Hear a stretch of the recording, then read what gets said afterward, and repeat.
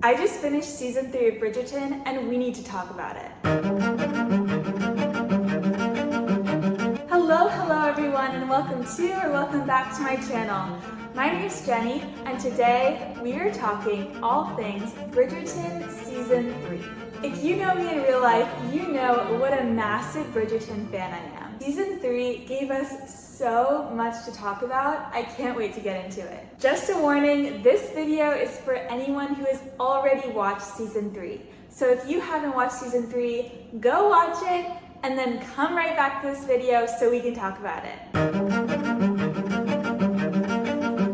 In season 3, not only did we finally see Colin and Penelope get the love story that they deserve, but there were so many characters that had little highlights and storylines along the way. The whole season kept me on my toes. The sets and costumes were incredible as always. Oh my goodness, the balls.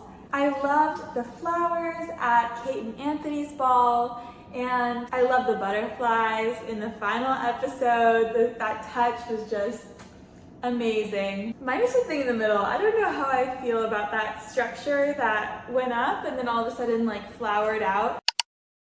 And the queen was like, oh my goodness. I was like, it wasn't the most aesthetically pleasing element of the ball. Anyways, all that is to say, they tried to do a lot in 8 episodes. They managed fairly well, but I do think season 3 would have benefited from anywhere between 1 to 3 more episodes to fully round everything out and make sure all the storylines got the time that they deserved. So today, we're going to be going through some of the characters in Bridgerton season 3 and their main arcs, what I liked, what I didn't like, and just unpacking it all together. We're gonna start it off strong with Miss Penelope Featherington, now Miss Penelope Bridgerton. Ooh! I feel like everyone is talking about Penelope's glow up.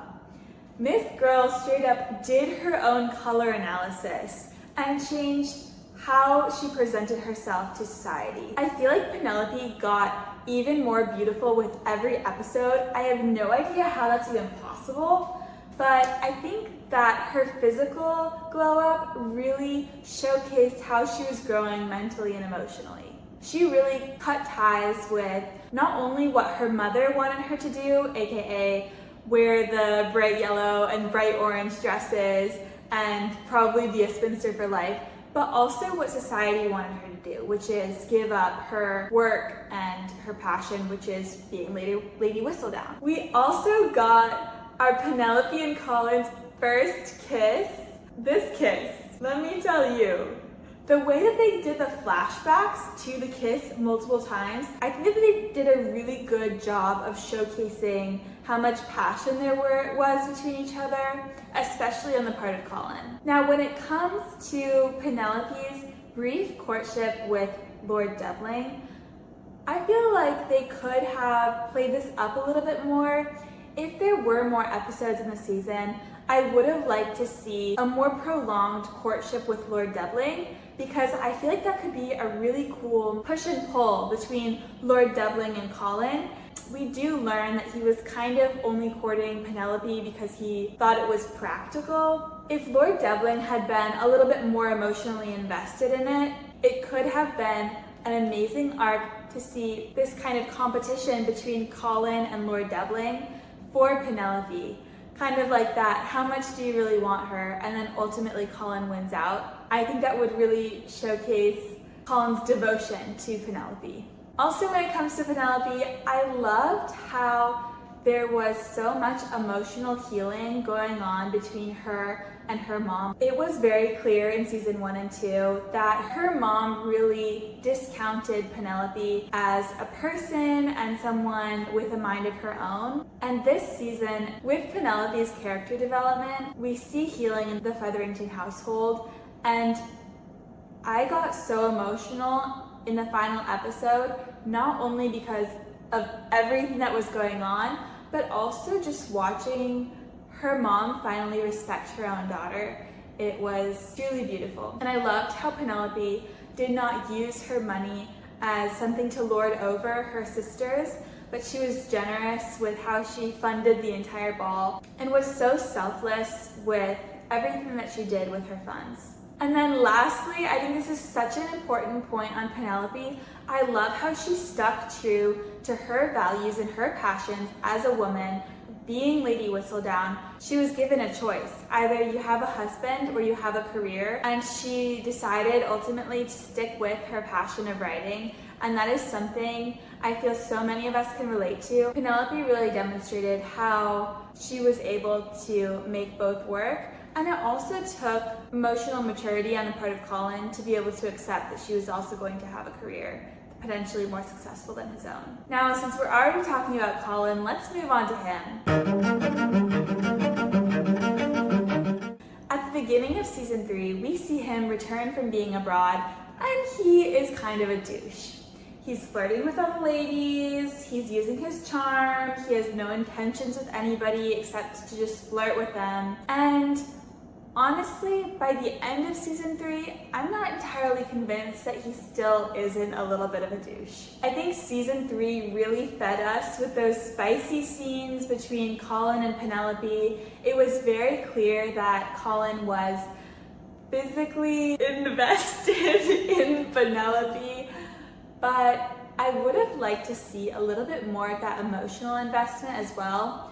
I think we kind of got that towards the last episode or two of season 3, when Colin starts to accept that yes, she is Lady Whistledown and she's not going to stop being Lady Whistledown. But I wish that there were a little more romance. In seasons 1 and 2, we really get that romantic development where the couples demonstrate that they are emotionally invested in each other. And I would have liked to see that from Colin a little bit more, just to prove that he's not that same flighty little boy that went after Miss Thompson so quickly and then traipsed around Europe and did who knows what with who knows who, and then comes back, is flirting with everybody, but then gets that spark for Penelope. I would have liked to see him be a little bit more grounded and a little bit more sure about what he wants.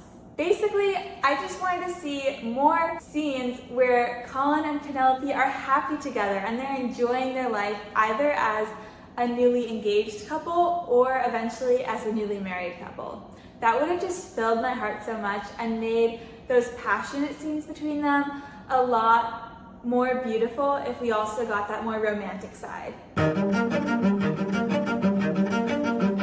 And now we've come to Francesca. All we really learn about Francesca in season 3 is that 1, she's shy, she's not like other girls, and 2, she likes to play the piano.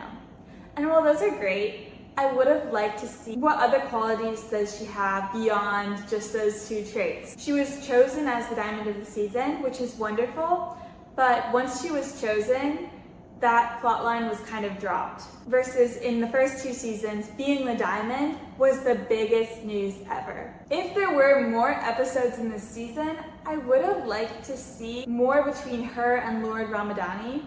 He's introduced as the Queen's pick for Francesca, and she meets him and then goes quickly to John, which is totally fair, but I feel like they could have done more with the character of Ramadani. Like maybe he's some evil man and he's in it for something else. Kind of similarly to Lord Devling and Colin, it would have been cool to see more of that push and pull between Lord Ramadani and John. I also feel like just trying to fit her love story with John alongside Colin and Penelope's kind of was a disservice to both Colin and Penelope's story and her and John's story. I feel like the audience really wanted more of that Colin and Penelope content, and so the Francesca and John aspect that was going on, since there wasn't a lot of depth to it, it was just kind of distracting. But this could all be a setup for the next season. We potentially get to see a romance between her and Michaela Sterling, who were introduced to in the very last episode for like 2 seconds, but there was a look. Moving on to Miss Eloise. I actually really liked the arc of her friendship with Cressida. It was unexpected and it allowed us to really see the growth of both characters. Primarily, it was helpful for Cressida as she became more well-rounded and we learned more about her motivations and who she is as a person beyond just being that snarky, mean girl stereotype.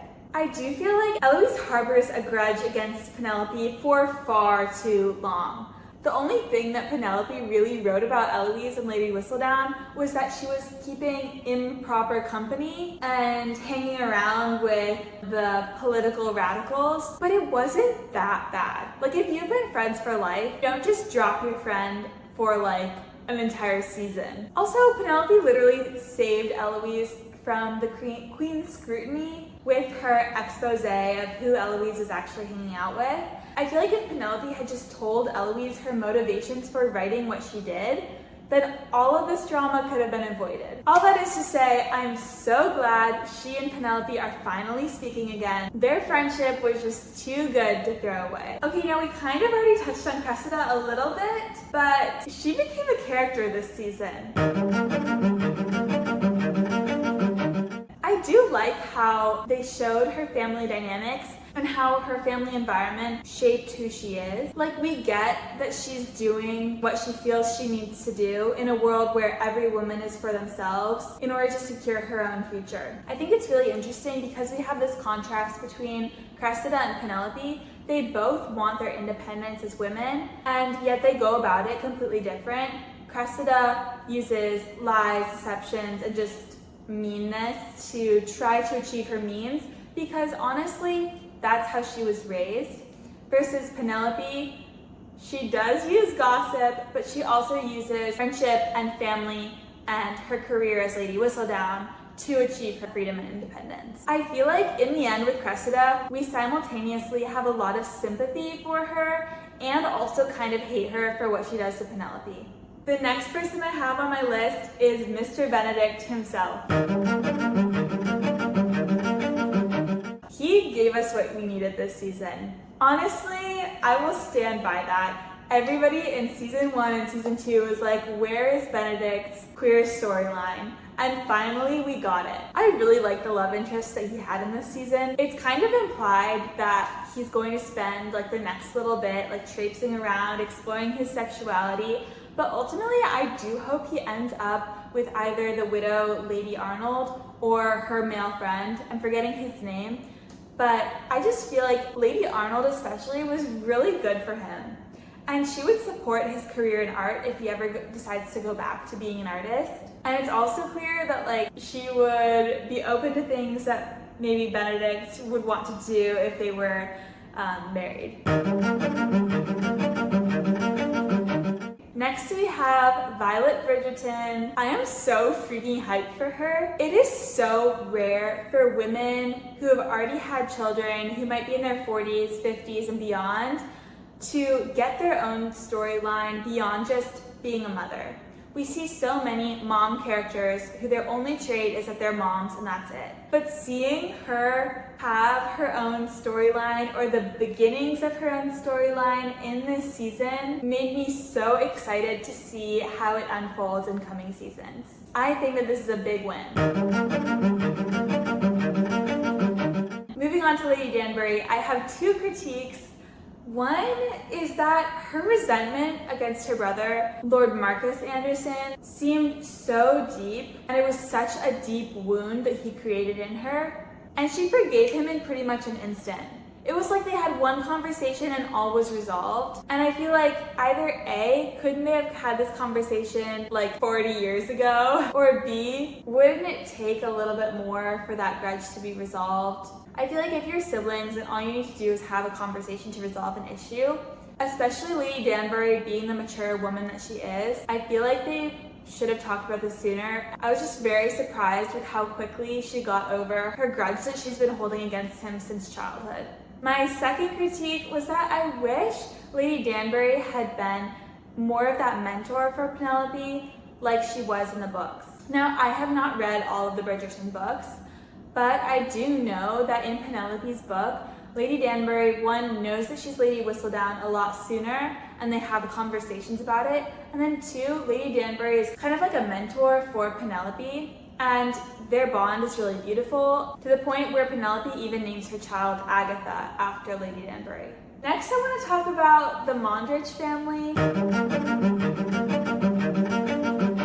It was kind of a random subplot to have that whole thing about Mr. Mondrich's club and how he loves it so much and doesn't want to give it up, but he has to give it up for some silly reason. But at the same time, I get it because it's kind of a commentary on how in high society, supposedly there are no rules, supposedly you're completely free to do whatever. If you have money, you shouldn't need to listen to what anybody says. But at the same time, there are societal expectations that actually are rules. They're just not spoken aloud. But I don't know, it was kind of just distracting for me. I wanted to go back to Colin and Penelope. I am excited to watch the Mondrich son. I think he's a duke now. I want to watch him grow up. I hope the oldest son merges kind of with the Bridgerton family as well, since he's around Hyacinth and Gregory's age. The next people on my list are Anthony and Kate. It literally made me so happy to see them in this season, and it didn't even have to happen that much, but just to see them happy, it filled my soul. I do hope that as we have more seasons and we get more couples pairing off and going off into their own lives, that we get to see more of their post-married life. Because obviously, I mean, Kate even talks about it. It's not like once you get married, everything is perfect. And so I hope they come back and we see more of them in the future. I think the actor for Simon leaving the show really kind of threw a wrench in at any Daphne and Simon appearances. But I hope that Kate and Anthony and then Colin and Penelope come back in future seasons. And the last person I have on my list is Hyacinth. All I want to say on her is just that I'm so excited for her season whenever that happens. Just through like little comments, we've already seen how bubbly, how excited, and how romantic oriented she is. I just can't wait to see how she fits into society. My guess is as soon as she's out in society, she's going to find somebody who she's going to fall head over heels for, but I feel like that initial person isn't going to be the one for her, and I just can't wait to see what happens. Those are all my takes on Bridgerton Season 3. I know there's so much more we could talk about, but those were the things that really stuck with me after watching the full season. Moral of the story is, even though I had some critiques, I am a diehard Bridgerton fan, and probably will always be a diehard Bridgerton fan. I would love to hear your thoughts on the different characters of Bridgerton Season 3 and where you think the show is going next. Please leave a comment down below and let me know what you think. Do you agree with what I said? Do you disagree completely? Did you hate Season 3? Did you love it? But thank you so much for watching. I appreciate each and every one of you for being here. And don't forget to like and subscribe. I'll see you in my next video.